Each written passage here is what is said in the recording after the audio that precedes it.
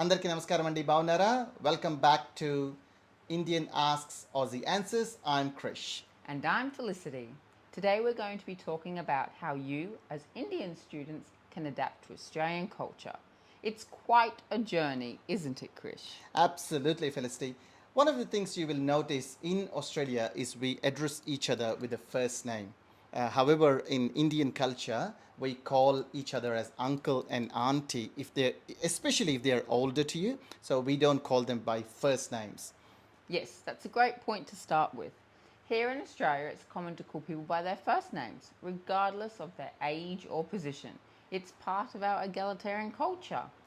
Look, that would be a little bit strange for us because we're not so used to calling by the first name. Example, ఇవ్వాలంటే మీకు for example someone's name is Venkateswararao Venkateswararao బాగున్నావా అని మనం అనము జనరల్గా uncle బాగున్నారా aunty బాగున్నారా అంటాం so వేరాజ్ in Australia is because it's an egalitarian culture. Look, it's not about it's all about respecting each other culture, isn't it? Exactly. It's all about understanding the context. In a professional or educational setting, calling someone by their first name is generally acceptable and seen as friendly. That's a good point you made. The educational setting as well.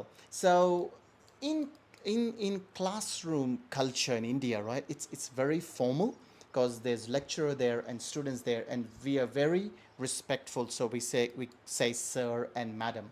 Is it the same in Australia? Yes, I heard that. Here, students are encouraged to be more interactive, ask questions, sharing opinions, and participating in discussions are all part of the learning experience. That's very interesting because in India, yes, they do ask questions, but it's not so much of interaction. So here, what you're saying is the interaction is very much encouraged. Another interesting aspect is the social scene. Australians love their barbecues, sports, and beach outings. It's a great way to socialise and make friends. And by the way, yes, talking about friends, Australian slang, hey? So get a taste of Australian slang. My very favorite terms is, mate. Mate is something like friend. How you going, mate? And what do you say? Afternoon, avo. I didn't know for a long time. It's called avo. And barbecue. What do you call barbie? Yeah. Yep.